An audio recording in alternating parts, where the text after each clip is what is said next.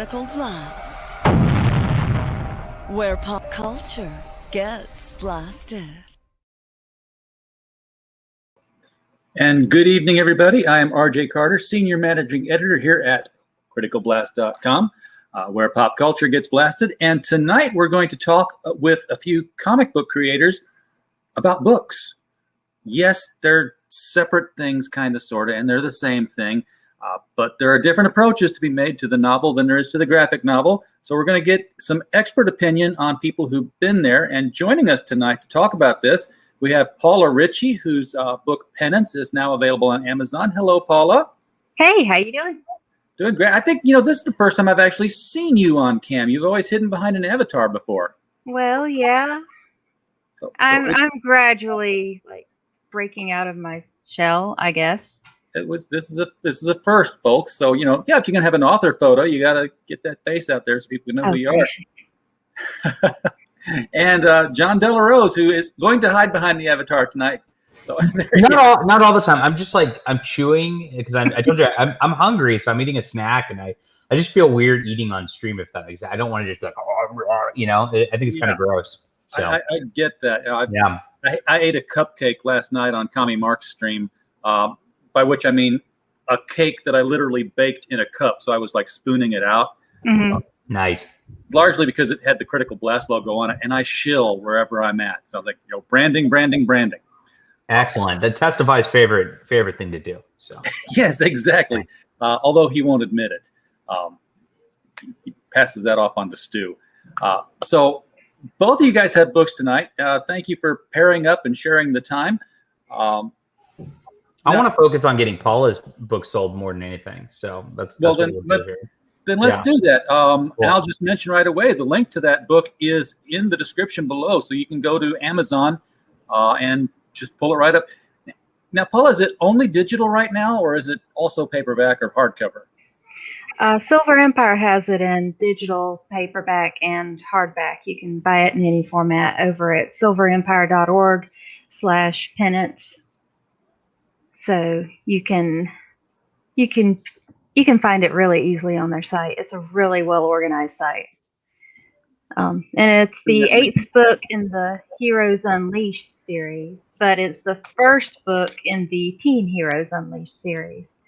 So I'm starting off the young adult series. That is very cool. So how did you get involved with this project? This is an existing project then that somebody else started up, or did you start it up? Well, it kind of goes back to a few years ago. There was an anthology that came out that was called Paragons, and I had a character and a whole story who was a little bit homeless. She didn't really have a universe that she fit into, but I did have a little vignette that. Just a chapter out of her story that fit into a superhero universe. I knew that that's where she belonged somewhere. And so when I saw the call for the Paragons anthology, I sent it in to Silver Empire Press, and they accepted it and they printed it. And it actually got some attention among the rest of the stories by really excellent authors in the anthology. It's not available now, but while it was there, it was really awesome. And John Delarose had, I think, the last story in the book. And I did? Which anthology was this? Paragons. Oh, I was in that. That's right. Yes, you were in that. He's so all over the place. He doesn't even know. It was a very short one. But it was at the very end of the book, and Ben Chia had his story in there, and I think J.D. Cowan, and I need to look up my ebook copy. But a lot of these people, they came back to write stories that were set in the new Heroes Unleashed project. And I asked if I could possibly fit in with that, and they said sure. But, my work is more young adult than mature rated, so I got started off with the first book in the young adult series. Now, have you? I know you've written comics and you've worked out the arc for Soulbound, Hmm. and you've done the short stories that were in the anthology. Is this your first approach to a full novel, or have you done novels before? This is my first published novel. Okay. We all have our less pretty children in a drawer somewhere. So I will be dusting off some old concepts eventually and reworking them now that I know what I'm doing. But this is the first one I've gotten all the way through, and well, it's not all the way through. I thought I had material for one novel. It turned into, this is most definitely a trilogy. Wow. Awesome. Writing out Penance's story. I really want to get the next two out close together because we leave Penance kind of hanging. Well, I love the Heroes Unleashed series so far, guys. If you haven't checked this out, it's good stuff. If you're into superheroes and all that, this is a really wonderful alternative to Marvel and DC, which is building a wonderful universe. I've read John Mollison's first novel, which is Overlook, I feel like is the title of it. And then I've read Morgan's first novel also in it. So yeah, I don't get to read a ton of prose stuff, but I try to support Silver Empire with everything I do because these guys really walk the walk in just being the cultural alternative that I want to see in things. So I'm so happy that you're with them, Paula. Well deserved. Good work. Well, thank you. Yeah, I really love Silver Empire because they're doing a lot of really innovative stuff, such as the Heroes Unleashed universe. They examined what the Marvel universe was doing and figured out how to translate that into novels. And this way, each author comes into the universe with their own characters and their own series, and they can be largely independent of each other.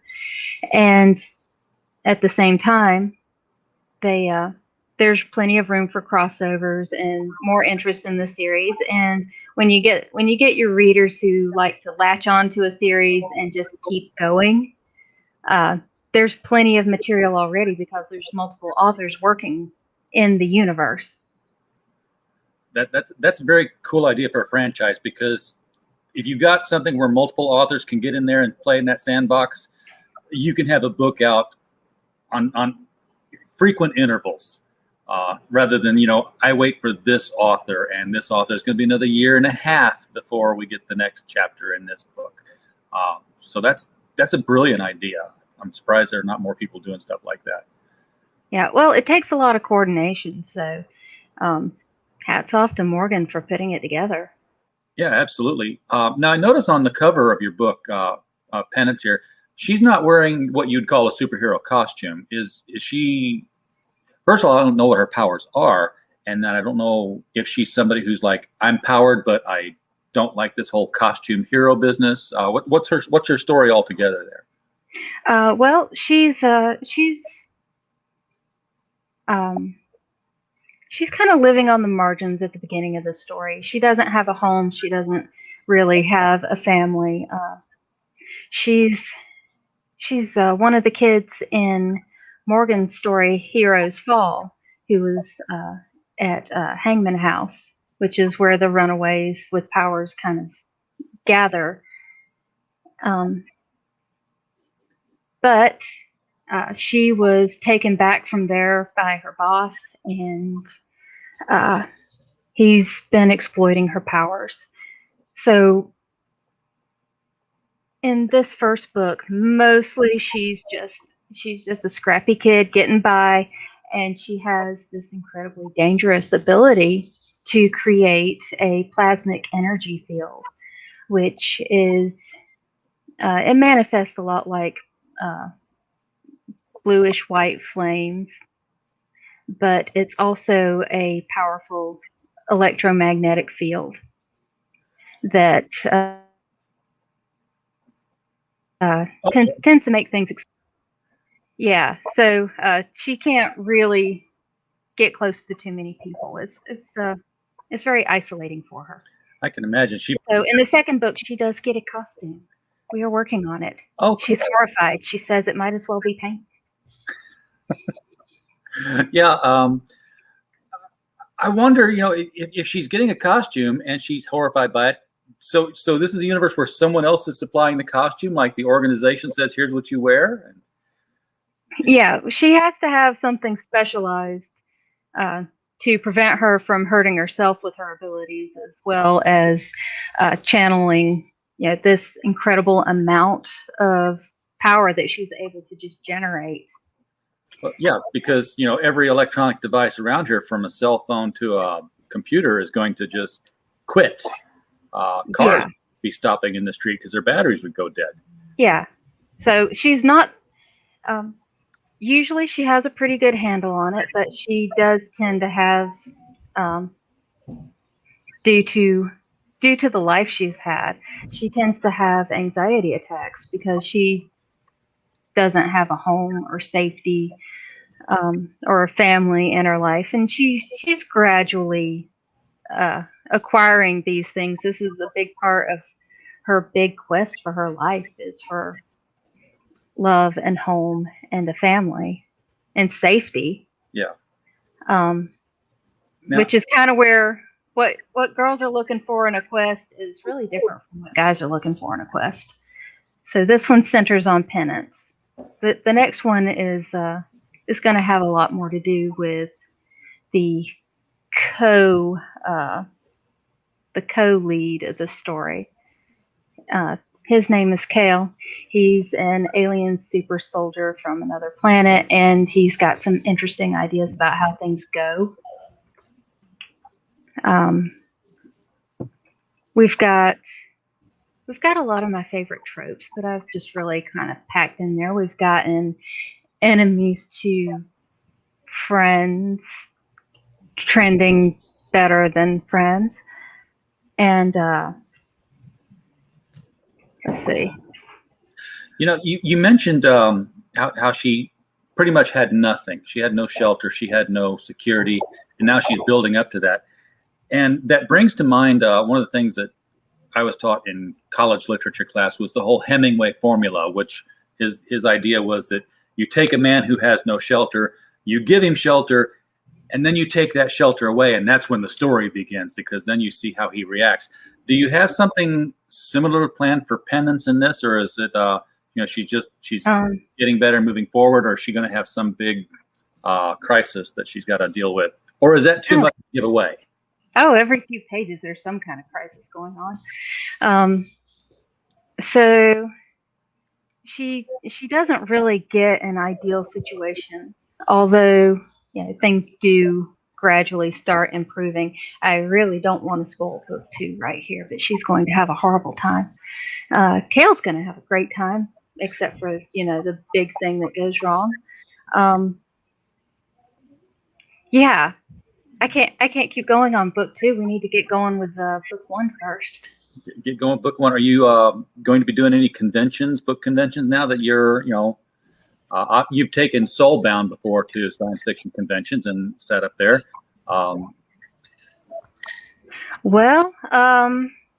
Yeah, things have been a little bit tricky. I haven't been able to take Soulbound 2 to any conventions. They've all been canceled. But Soulbound 1 had terrific response from teenage girls. They'd give my book a chance, and then after they worked their way all the way back to Artist Alley, and they poked through my stuff, and they're like, "Hey, this is only $3," and then they come rushing back at the very end of the show and buying up copies for all their friends. This happens at every show, but I haven't had any shows. Yeah. Not all of 2020 and 2021. Shows are going to be dead for a while, except for our live streams here. We got to acknowledge everybody in the chat, guys. This is what you do. That's why I've been saying hail to everybody in the chat. We got Brad Walker saying hi. We got Bap2 who said he just backed Daysville. Thank you very much, Bap. Got Zevius. I'm not a nerd, so speak for yourself, bro. We got JD Cowan, who was also in Paragons with us. Great guy, great author also. We got Frog G. Smash like ding the bell. Yeah, we gotta get this rolling so people get in here. Testify says, "Why am I here?" Testify. It's because you like Paula and you want to buy our book. That's why. Yeah, and then we got Alfred Gennison, who backed me and Brian last night. Thank you, Alfred, for the support and all that. And hey, everybody, what's going on? Let's hit the like button, say hi, leave some comments in the chat. Let's get things going here so that we can get more people rolling. Yeah, the YouTube algorithm needs this. It does. I don't want to. I didn't have the chat on. The what? I'm sorry, I missed y'all. I didn't have the chat. There it is. Yeah, I don't have to do this anymore. You know what this is? What's that? This is the thermometer to 4,000. This is my watch hours. So every day I check the watch hours and see how close I am to 4,000 beautiful. And color it in. John Dacre, welcome to the chat. Hey, John. We actually have some literature news in Twitter about an hour before we started up our stream here. I don't know if you guys saw this or not, but have you seen that 6 Dr. Seuss books will no longer be published? Yeah, the world's going crazy. Yeah. I mean, I'm not a big fan of Dr. Seuss, but that's probably because of having to read him too much back in the day. Yeah. And to be honest, I only recognized one of the 6 titles that they were taking off there. So I don't think they were like the big I Can Read books that we always see, like The Cat in the Hat. But the one that I did see was, and to think that I saw it on Mulberry Street. They're taking that one off. Because one of the things I guess was seen was a Chinese boy eating with sticks. And that was literally the phrase, a Chinese boy eating with sticks. Is that the problem with the book? Is that why it's canceled now? That and the artistic depiction of the... we have, for those we can do a live dramatic reading of one of these. The Crab Crawler on twitter.com actually posted... you said it's the Mulberry Street book, right? Is that the wrong? Yeah. Is that the one? All right. So we actually posted the book in its entirety. If we want to do a dramatic reading of this book, which is deemed too hot for publishing, I put it in the private chat for everybody. So this could be a fun thing. We take different parts. I don't know if we can do it. Maybe we'll do a page at a time. I would love to. Yeah. Look at this. This will be fun. I haven't read Dr. Seuss out loud since one of my Toastmasters presentations. And then I did Yertle the Turtle. Oh, I see. Well, that's old. Yeah, let's do this. I'll take page 1 and we can follow it from there. You want to read out loud, Paula? All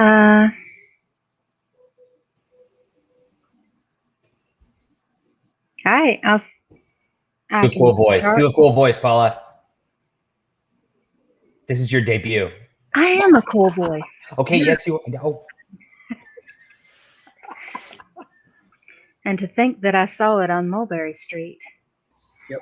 When I leave home to walk to school, Dad always says to me, Marco, keep your eyelids up and see what you can see. But when I tell him where I've been and what I think I've seen, he looks at me and sternly says, your eyesight's much too keen. There's more. Stop telling such outlandish tales. Stop turning minnows into whales. Now, what can I say when I get home today? All right. And next page would be all the long way to school and all the way back. I've looked and I've looked and I've kept careful track. But all that I've noticed except my own feet was a horse and a wagon on Mulberry Street. I disavow already. What? I don't know. I'm just being safe. Just got to be safe. Paula, your voice is actually delightful. So it's true. That I'm trying to think of something funny to do. That's nothing to tell of. That won't do, of course. Just a broken down wagon that's drawn by a horse. That can't be my story. That's only a start. I'll say that a zebra was pulling that cart. And that is a story that no one can beat when I say that I saw it on Mulberry Street. Look at that. There you go. Yes, the zebra is fine, but I think it's a shame. Such a marvelous beast with a cart that's so tame. The story would really be better to hear if the driver I saw were a charioteer, a golden blue chariot, something to meet, rumbling like thunder down Mulberry Street. No, it won't do at all. A zebra's too small. A reindeer is better. He's fast and he's fleet, and he'd look mighty smart on Mulberry Street. Moneypenny.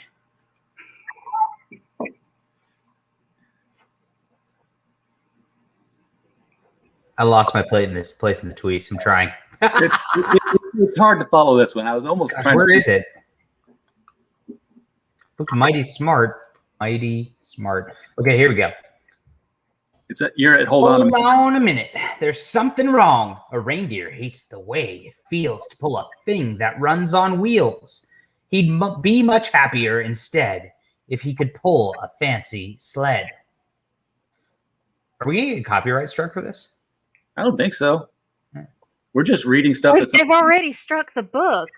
Yeah. They gave up their copyright. It won't be a copyright strike if it's a strike. That's true. That's a good point. It'll be some other kind of strike. A reindeer and sleigh. Say, anyone could think of that. Jack or Fred or Joe or Nat. Say, even Jane could think of that. What's wrong with Jane? But it isn't too late to make one little change. A sleigh and an elephant. There's something strange. I'll pick one with plenty of power and size. A blue one with plenty of fun in his eyes. And then, just to give him a little more tone, have a Raja with rubies perched high on a throne. Say, that makes a story that no one can beat when I say that I saw it on Mulberry Street. But now I don't know. It still doesn't seem right. An elephant pulling a thing that's so light would whip it around in the air like a kite. But he'd look simply grand with a great big brass band. A band that's so good, have someone to hear it. But it's going so fast that it's hard to keep near it. I put on a trailer. I know they wouldn't mind if a man sits and listens while hitched on behind. So am I on the second half of this page? I guess. All right. But now, is it fair? Is it fair what I've done? I'll bet those wagons weigh more than a ton. That's really too heavy a load for one beast. I'll give him some helpers. He needs two at least. But now what worries me is this. Mulberry Street runs into bliss. Unless there's something I can fix up, there'll be an awful traffic mix-up. It takes police to do the trick. Oh boy, that should be canceled right there. Any police need to be canceled. To guide them through where traffic's thick. Actually, it takes a social worker now to guide traffic. We need to cut the funding for the police, of course. It takes police to do the trick. They'll never crash now. They'll race at top speed with Sergeant Mulvaney himself the lead. The mayor is there, and he thinks it is grand, and he raises his hat as they dash by the stand. The mayor is there, and the aldermen too, all waving big banners of red, white, and blue. And that is a story that no one can beat when I say that I saw it on Mulberry Street. With a roar of its motor, an airplane appears and dumps out confetti while everyone cheers. And that makes a story that's really not bad. But it still could be better. Suppose that I add. Okay, hold on. I've got let's see. I got to set the scene for this, and I got music for this. So hold on. Oh boy. We're getting a soundtrack. That's what we'll get struck for. We're all doomed. And thank you, John Dacker. I'm not even looking at the stream. Oh no! Hold on. I got muted. We're all doomed. A Chinaman who eats with sticks.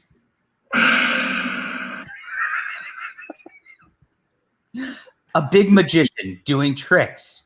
A 10-foot beard that needs a comb. No more time. I'm almost home.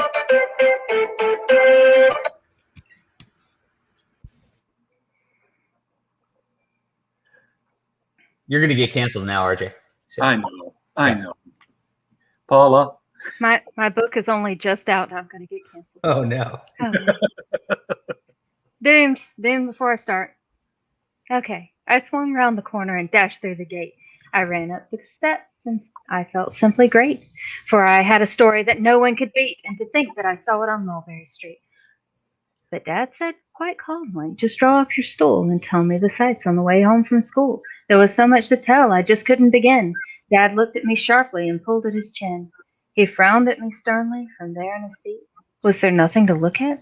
No people to greet? Did nothing excite you or make your heart beat? Nothing, I said, growing red as a beet, but a plain horse and wagon on Mulberry Street. The end. And Well, that was delightful and beautiful. So it will be Yeah. canceled. yes, John's his PC as always. That's right. Dario Hale in the chat. Dario, my boy. Paula mentioned how many teenage girls were flocking to her comic book and to her book. Do you find you have a lot of teenage girl audience for Dave's Vault? Almost entirely. So I thought. yeah, they especially love like the naked cat girl that's kind of in the corner below Paula here on the stream. So yeah, definitely like when teenage girls they're like, yes, burly barbarians and naked cat girls. That's what they always ask for. So Now Dave's Vault, that is that a graphic novel? Because I want to say that it is, but I won't commit to it. yes, graphic novel. 66 pages, full story. Get everything you want in there. Just great heroism. If you love old Conan the Barbarian stuff, that's obviously what we were going for in the aesthetic and actually in the storytelling style also. So, folk will love this. So Dave's Vault obviously is obviously like everyone else speaks Latin. Dave's Vault translates into God wills it. How does that play into your plot? What's the story here that God wills into being? Yeah, that was the battle cry of the First Crusade. That was kind of developed in the late 1000s. Is that how you pronounce things? I don't know. Guess so. And it was developed, I think, a few years before they actually went into that First Crusade. It was not an organic thing. That the Pope actually tried to get that going. And it worked. So Dave's Vault was their battle cries. They went and engaged in the Holy Land.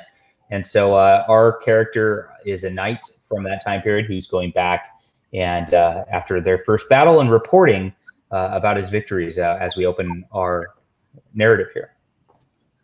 So is the sequel going to be In Hoc Signo Vinces? That's pretty good. No, because that would be too much of a mouthful. So I'm just going to go with... we'll go with Dave's Vault as the brand, and it'll be the Second Crusade will be what it's called. So, but the fact that there's cat people in this kind of throws it out of historical accuracy, right? Yes. So I just played homage to all the old pulps, right? Yeah, just a little bit. Cat people might be real very, very soon, people. So don't discount it. Elon Musk is working on it. Really? He would. Why don't Elon Musk is working on it. So yes. He'll probably give him flamethrowers too. Flamethrowing cat girls. There you go. Hey, I wanted one of those flamethrowers when my driveway had 2 feet of snow on it 2 weeks ago. I know. We could draw a little like cartoony cat ears on Paula here, like on screen. I'm sure there's a way to do that. Oh, we'd have to get her a filter. My daughter has some somewhere. There you go. I'm not going to get up and look for them. Yeah. I've seen people with those chimeras already exist in China. What's going on, Dario? What's happening in China? I don't even want to know. Don't send me pics. Chimeras. Oh, goodness, it's probably something with pigs. Yeah, we don't want to deal with that.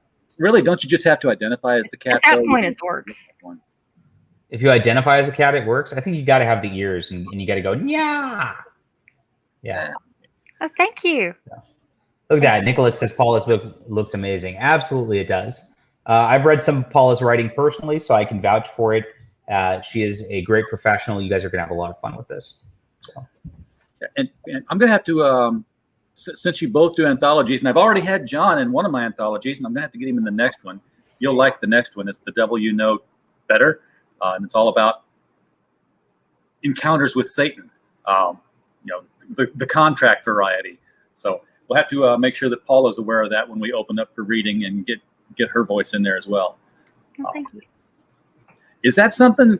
Do you look for a specific kind of story to write for anthologies, or is this just like, I have free time, this one sounds interesting, I think I have something that'll work for it? Well, I had really given up on finding a home for Penance because I have my alternate universe that I've already developed for most of my stories.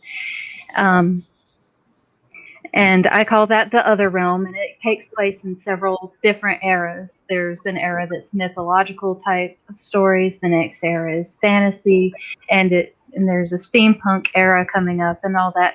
But I don't really have a superhero era, and so I'd given up on finding a spot to publish Penance within. And also, I figured this story is way too Christian for the mainstream publishing houses, and it's way too secular for the Christian publishing houses. So I thought, well, she's doomed. But then I found Silver Empire, and they kind of specialize in that. Yeah, they do. That's interesting. Morgan messaged me earlier with exactly that phrase, where she's like, how do I use the marketing too Christian for secular publishing houses and too secular for Christian? So she must have been talking about your book. And I'm going to guess you mentioned that line to her. I do not recall if I have. It's interesting. been a while since we talked. But I did just send Paul Hare some answers to some interview questions, and I included that phrase. So awesome. It's been on my mind for years. Yeah, it is weird to kind of get into that niche because you get into, like, I guess, traditional Christian publishing, and you get a lot of, I guess, boring books, I want to say. And then you get into secular publishing and you get a lot of degenerate books. And so there's really no happy spot for things. But in the old pulp eras, like, the 1910s and the 1950s, we used to just call these normal books. And that's what we're trying to get back to. So Paul is publishing the type of stuff that we're all trying to get back to, and definitely needs your support here, guys, more than anything. Yeah, the thing I've read some interesting Christian books, and the thing about them is that when you start getting into fantasy, C.S. Lewis did it great, but if you start to try to get into like an urban fantasy where, like, okay, we're actually on Earth and we're going to talk about things that are not natural. I want to say it was Frank Pellegrini who I was reading, and I did something like the Veritas Project. It was a teenager thing. It was, his brother and his two twin sisters, and they knew an angel. Flat out just knew an angel, and they couldn't get answers to everything because things were supposed to be discovered, but because they knew that everything was real, there's these very confrontational Sunday school lessons, because they're still teenagers, so they go to the youth classes, and the leader was like, hey, Joe broke his leg, so let's all pray for Joe's leg, and the teenager who knows this is all real, and he can't say it's all real because people think he's crazy. He's like, no, why doesn't Joe just get up and walk? And they're like, well, we've got to pray. He says, no, either we have faith or we don't. If he doesn't get up and walk, we don't have faith. That's how it works, right? And I was like, yeah, I mean, that's literally what it says. And it gave me a lot to think about. And then it went on into this whole school shooting, demon, not possession, but obsession, driving these kids to do bad things. And one of the sisters has to make a choice between which of the kids die and which ones don't. And she basically, she sees all the souls, and she's got to make a choice. And she makes the choice that the ones that look peaceful got to go on, and the ones that didn't weren't ready to die yet because they weren't saved yet. So I don't remember the name of that book, but it was like 25 years ago that I read it. So it's passing of time going back. But since you did mention that Penance is Christian, in what way is Penance Christian? Well, she doesn't start out as a Christian. she remembers some very vague stuff from when she was like really little. She remembers that her mother was a Christian, that she overheard her mother ask Jesus to save her specifically. And that means so much to her, but she's not really thinking as much about it. Because she has, issues about her own survival to, contend with. But when she decides that she doesn't want to live this life that she's been living, she needs something to hang a transformation on. And she latches on to Jesus, because the last person who really had her best interest in mind was her mother. And that's who her mother said. So that's who she's going with. And that's all she knows, really. She's latching on to that. Okay, so it's Christian from the standpoint of a character has a belief set, not like Daredevil is a Christian book in that particular sense. Not that there are divine intervention activities taking place in the book. Well, I don't have like an angel coming down from on high or anything to just outline what the next step is or anything, but there is a lot of hey, Robert Roberts.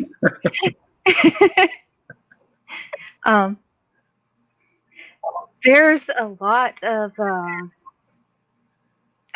oh goodness, I lost the word. I'm sorry, we threw. That's a good way to throw things off right there. Yeah. And yeah. Yeah. We were talking about divine intervention. Yeah. Well, there is. It's kind of subtle. I tried not to like smack anybody upside the head with the divine 2x4, but there are coincidences that line up, and Penn recognizes them as, God's trying to get her attention.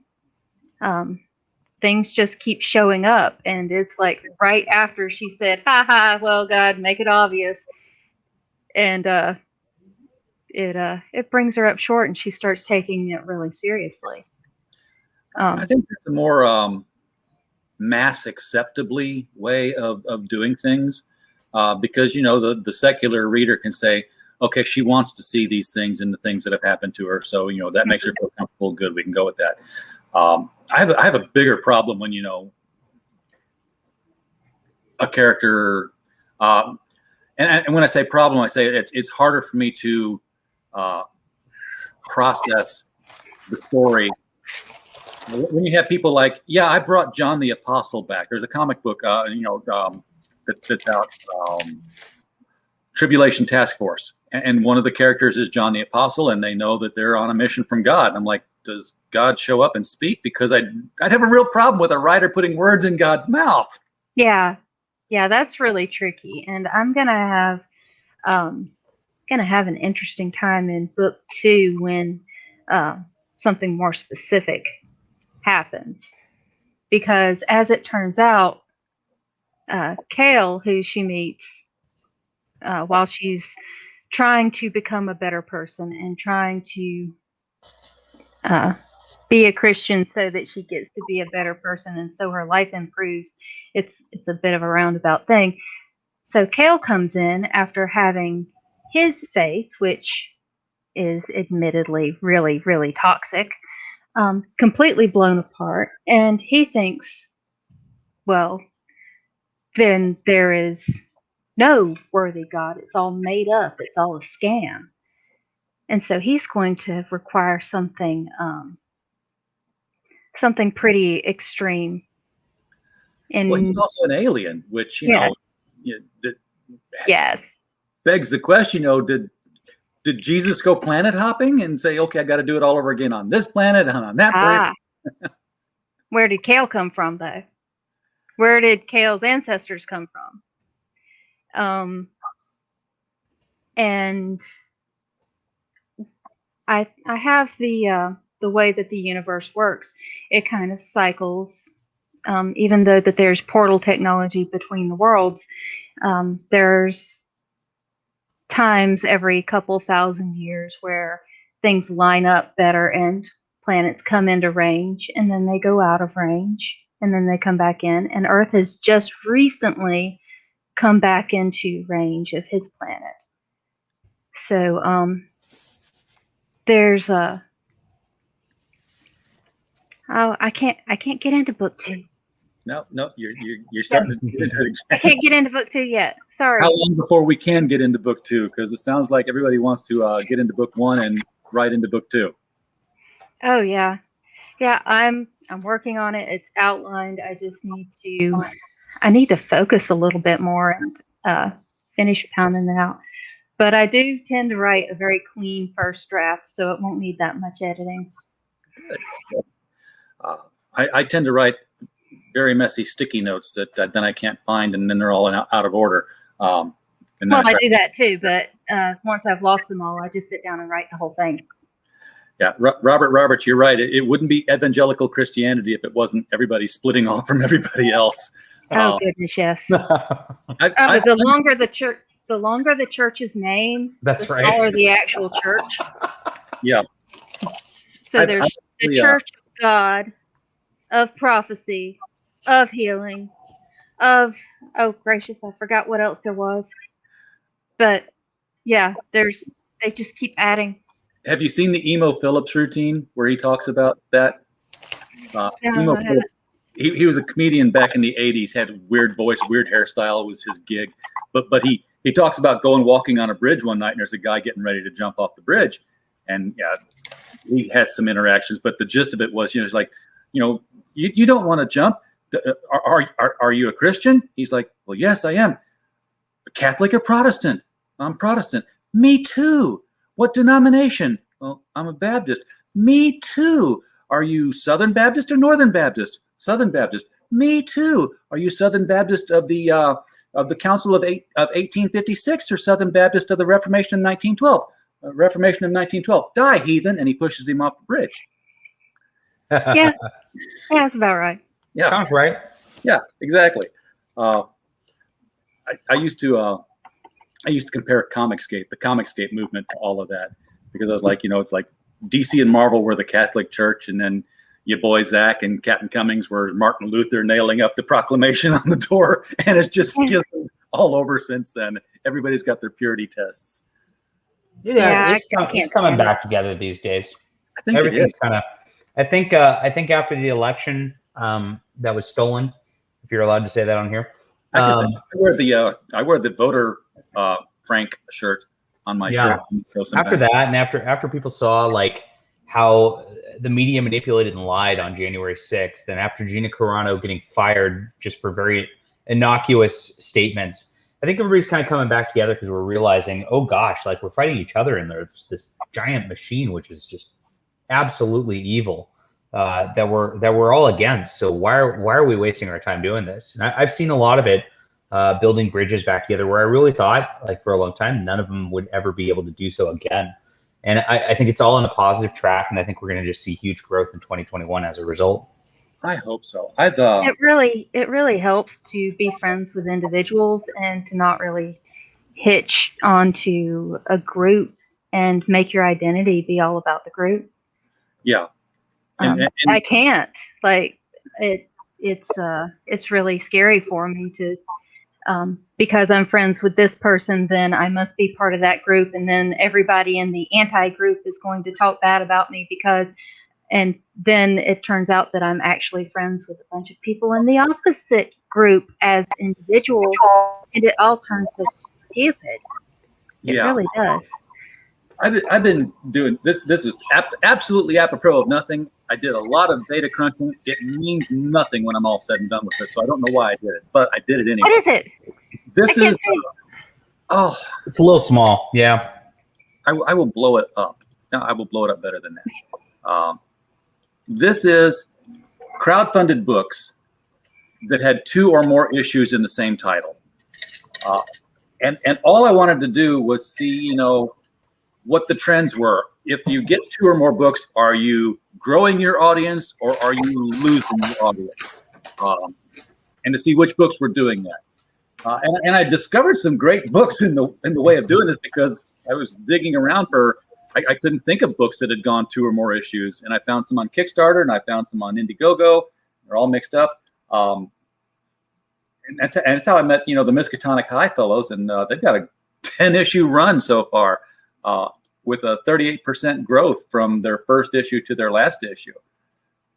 Soulbound in there. Yep, there I am. 14.75% growth from issue 1 to issue 2. Yeah. So I And showed that was without being able to do any conventions. exactly. This is just the number of backers on the crowdfundings. So I wasn't counting dollars or anything.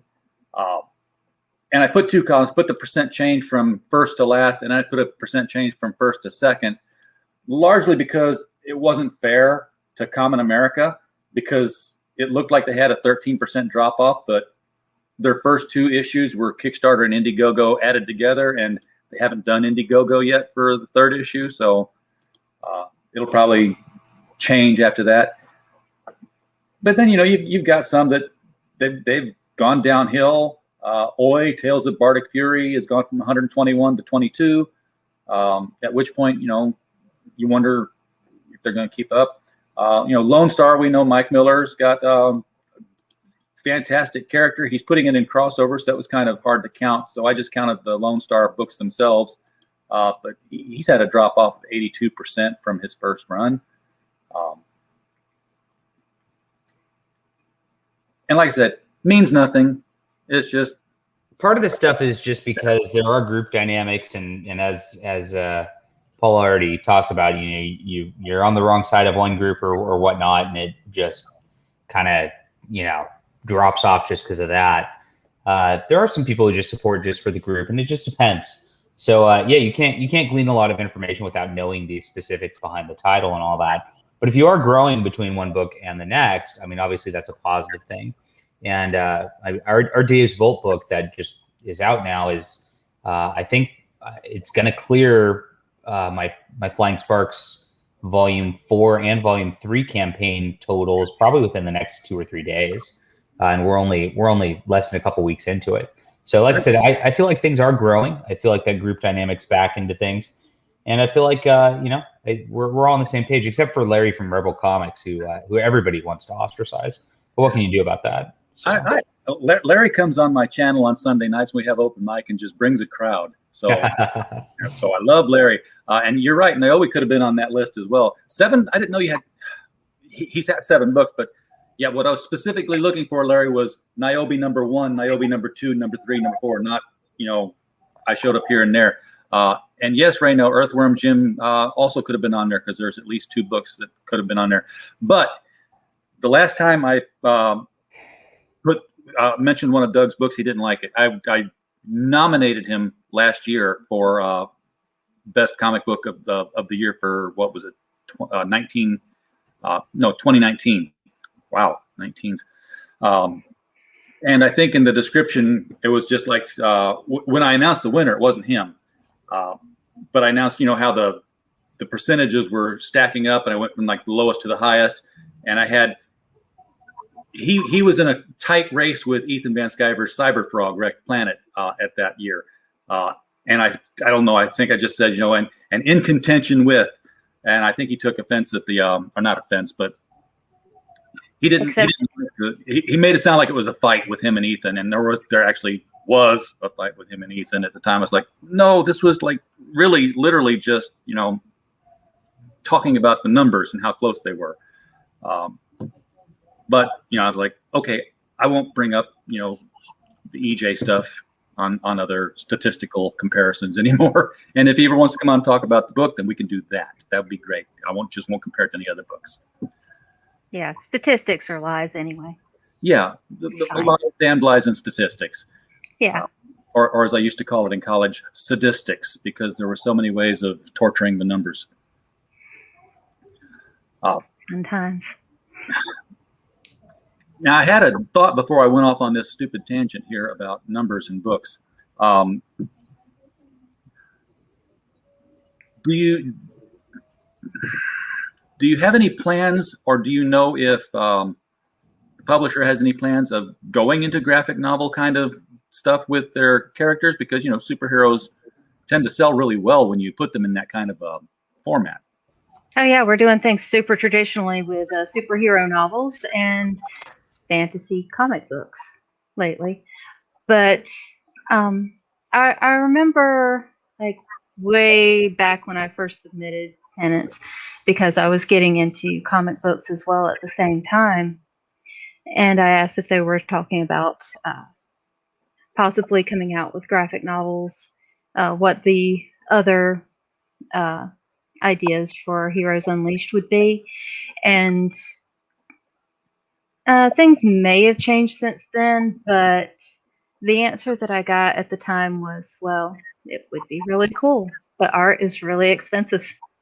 Yes, it is. Yeah, so it would, with the number of books out there, it would be hard to like pick where to start and find an artist to keep with it, and it would be a really long-term project. I mean, just me thinking of like the logistics of it.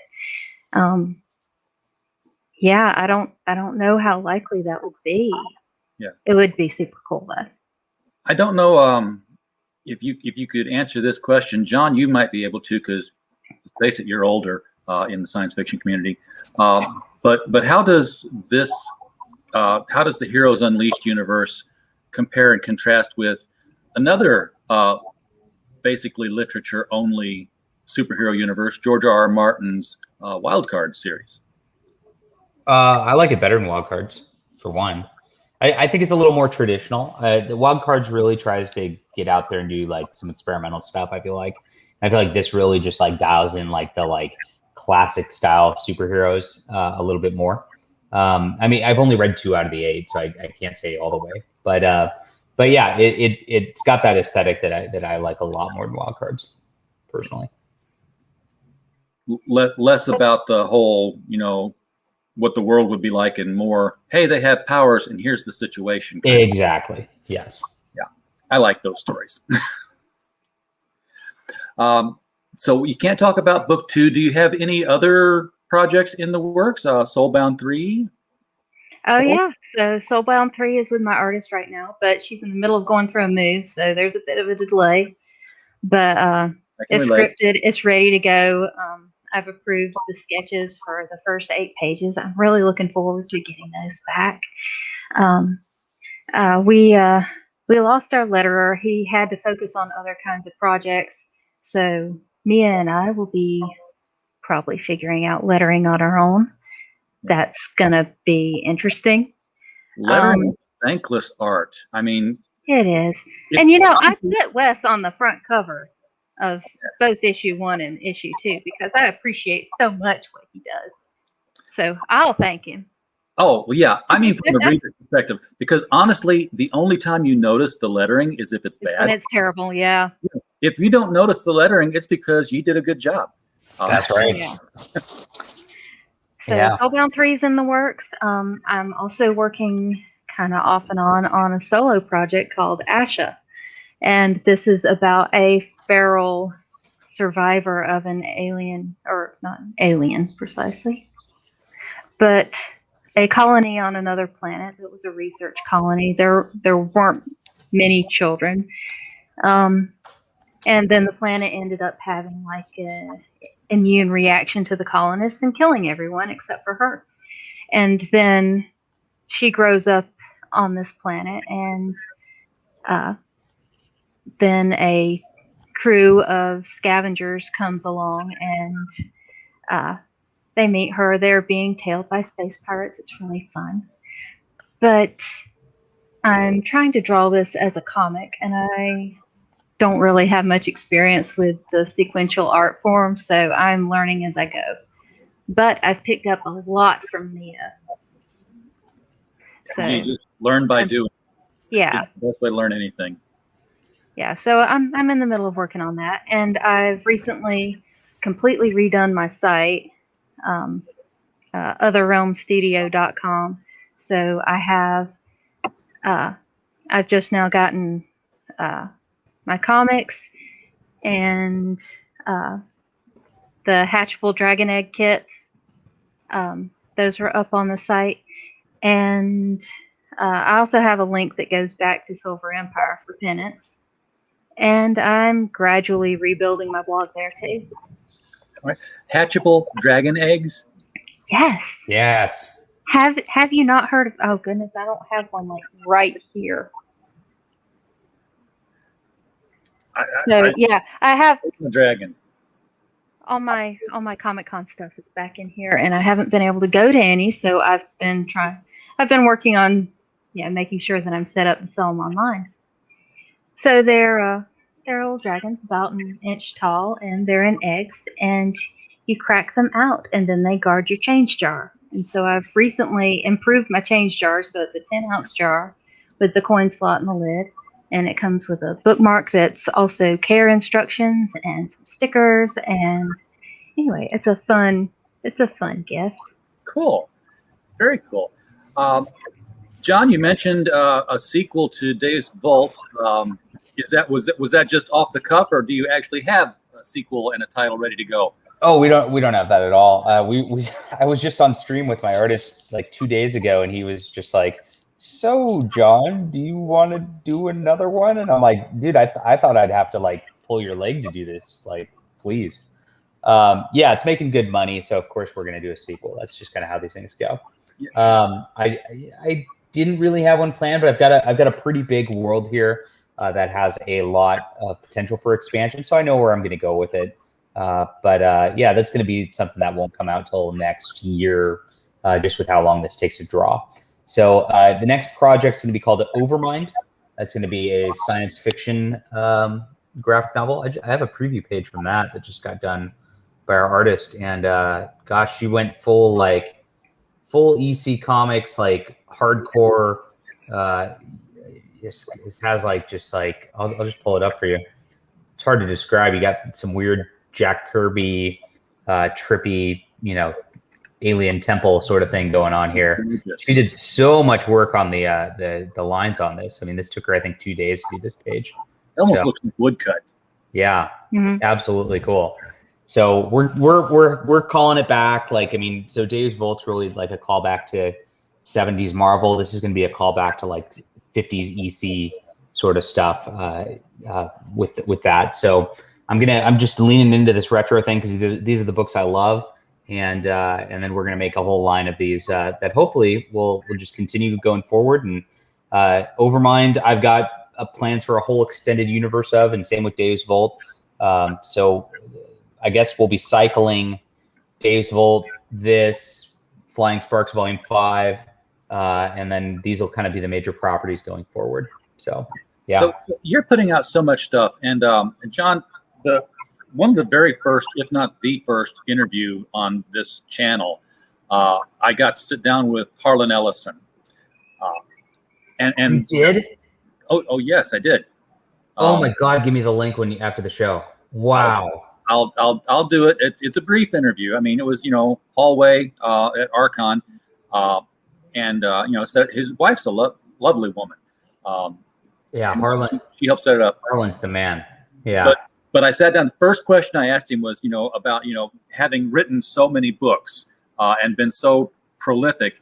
How did he actually have time for a life? And of course, he just looked at me like I'd grown a second head. Says, "Well, that's a stupid question." So with Sounds that, like Harlan. With that in mind, I have rewritten that question in my head and said if I ever had the chance to go back in time and do it over again, I would ask it this way. So I'm going to ask it to you because you remind me of him and the fact that you're putting stuff out on such a regular basis. I got to get meaner to be more like him. I know. Yeah. He was cranky. But putting out such a regular stream of content, do you have any time management skills that you would pass on to the next generation if they wished to emulate you? No, I mess around on the internet too much. I'd probably get like 5 times the amount done if I was not just messing around on Twitter and live streams and all that all day. So don't do that. Don't follow my lead. Work for real. So when do you actually write, John? I mean, does it just fall out of the pen? Because I'm very organized about the way I do it. So I've got I did a video on my channel earlier today where I just went over my outlining process. And so my outlines are set it up so it's like, well, when I sit down, I know exactly what I'm going to write, so I don't have to think about it. It just kind of pours out my fingers, I guess. And then and that makes it really fast. So I can crank out 1,500 words in like 30 minutes by doing that. And that's how I do it. Now, again, like if I had a better attention span, if I wasn't lazy and I didn't mess around on Twitter and I didn't live stream all day, I would totally I could probably come out with 10 comics a month, maybe even a novel every month. But as it is, I'm coming out with like 3-4 novels a year and 1 comic every month. And that's womp womp, but it is what it is. So yeah. Well, Paula, how about you? What's your writing schedule, procedure, set time aside kind of thing? Let's see. I actually get a lot more writing done in the summer because I homeschool, and the days are a little bit irregular lately. So, when I can is my usual time. And let's see. My son is now doing 10th grade work, which would not be so bad if it did not also include 10th grade math. So you are not old enough to have a son in 10th grade. Well, he's a little bit ahead. Okay. He's homeschooled. But yeah, well, so let's see. So yeah, some days kind of run over, and some things are just, some things just come up, and I lose my train of thought, and I can't concentrate on a thing, and it's like destroyed my entire day. So the way I've learned to cope with this is I tell my stories to myself all day. I just keep them rolling. I get them perfect in my head. I know exactly how it's going to work. And then when I finally get to the computer, I will write in a complete panic before anyone can stop me and ask me to do anything else, or before I have to, go to bed or fall over or whatever, or refill my coffee. Yes. Before anything else can happen, I've got to get this done. And then I just sort of stay back and forth between getting the scene perfect in my mind and rushing to get it down. So that's the only way I do anything, really. But on the other hand, it does make for a really clean draft because I've gone over it so many times. I find that harder to do, actually, because it's like I go over it in my head so many times that when I sit down to write it, my brain says, we already know this story. Time for something new. No, it's like these are people, and they have told me they've told me this story so many times that I need to get it right when I get it written down. So it's like, okay, I know this story by heart now. I know exactly how everything went. So it is kind of a lot like talking to people. Yeah. I used to do that as a writing exercise. I would throw my character on the page and I would interview them. And just, I would come up with a list of questions, like I would come up with a list of questions for something like this, if I actually came up with a list of questions for something like this. And I would ask them, and then I would stop and I would write the answer, let them answer. And sometimes you get surprised. Yeah. And sometimes you get that character who likes to imitate Harlan Ellison. Yeah. Well, you get a little schizoid with so many voices in your head, and you start to pretend to actually be each one of them. Yeah, you totally make faces while you write too. That's what I do with my sock accounts on Twitter too. Yeah. I know that was you. I forgot who I was. Folks, if you are interested in either of these books, and for crying out loud, why wouldn't you be? They both sound excellent. The links are in the description below. The link to Lamazon is Lamazon? The link to Amazon. Amazon, is that where they get the sheet? Yes. The link to the Bezos site is below in the description. That is a Critical Blast affiliate link. I have to say that because if you click it, we might get a penny or two off of it. Amazon insists we tell you when we use an affiliate link, because apparently there are people who will link you to Amazon for absolutely free. I'm not one of them. However, if you go to, what's the site again, Paula? Where should they really go if they want to get like a hard copy of it? silverempire.org/penance. Make HTTP in front of that to get it going. I would tell you my affiliate reference number, but I have forgotten it. It might be 287, but I'm not sure. But mostly I like using the link for Silver Empire because I can actually see if anyone's bought it.